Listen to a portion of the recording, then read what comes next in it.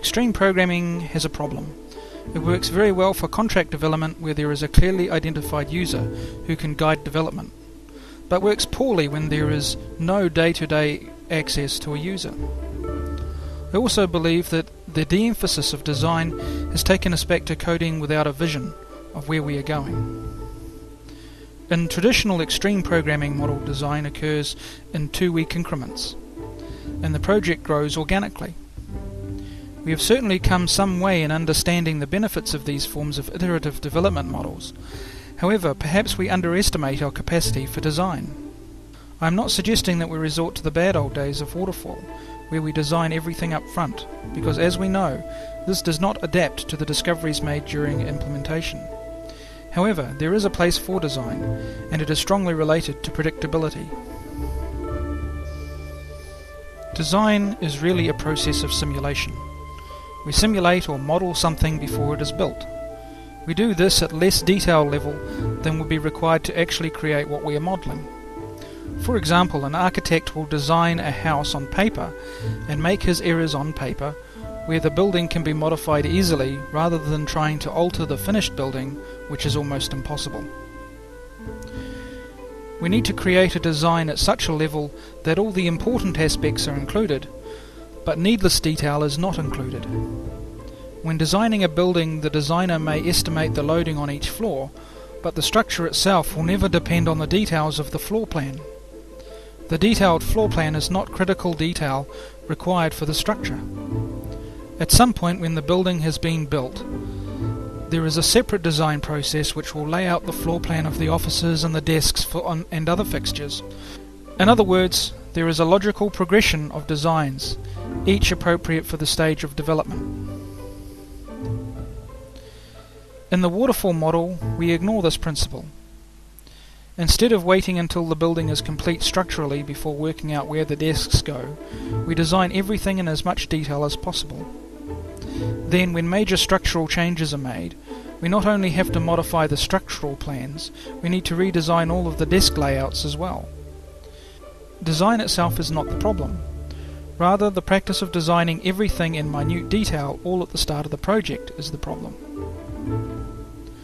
Now let's revisit extreme programming. In extreme programming, we start by asking the users what they want, the most basic functionality. Let's say the users say, well, I want a house which keeps out the rain and the wind. The extreme programmer then creates a basic house. The user then asks for a toilet, and so an addition must be made for a toilet. The user then asks for a food preparation area, and so another additional room must be added. Because there is no upfront design at all that defines the scope of what the user really wants, each new requirement comes as a complete surprise, and it is simply bolted onto the existing design. Just like with evolution, there is no view of the future. Extreme programming tries to make up for this lack of design by having strict refactoring and unit testing frameworks that mitigate the issues caused by this lack of design. Extreme programming is very evolutionary, which means it picks up the downsides of evolutionary design. Artifacts of the evolution, like human appendix, are left in the project, and elegance can suffer. Extreme programming also suffers from an approach that does not differentiate user requirements from design. Although it is important to strongly link what we are doing in the design of a project to the user requirements, that is not the same thing as saying that user requirements are the design. This is very obvious when it comes to turning user stories into tasks. It is quite possible that requirements turn into many tasks, and for there to be tasks which are shared between many requirements. My approach is to place design throughout the entire development process. When you start a holiday, you'll have some idea about where you want to go and what you want to do, but you don't make detailed plans of what you will do once you get there. You might be able to plan important things like how to get to the resort, book the rooms. Other things like what you will eat each day is better left to when you arrive and you can see what is available. You might change your eating plans if you discover a particularly nice place to eat. The principle I'm talking about is appropriate design.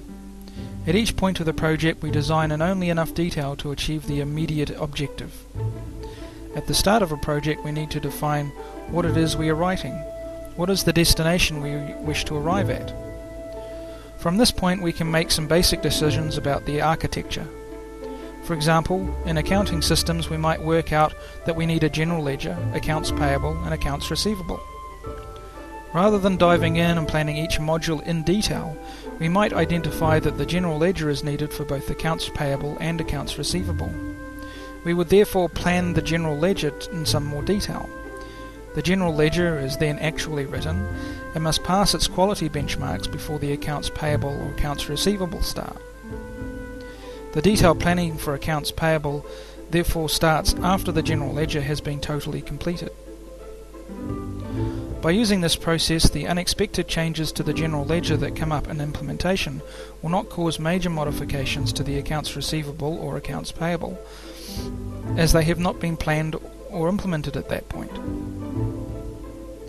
Just like leaving the floor plan for an office until the building is complete, this approach to design should mean that design does not need to be reworked.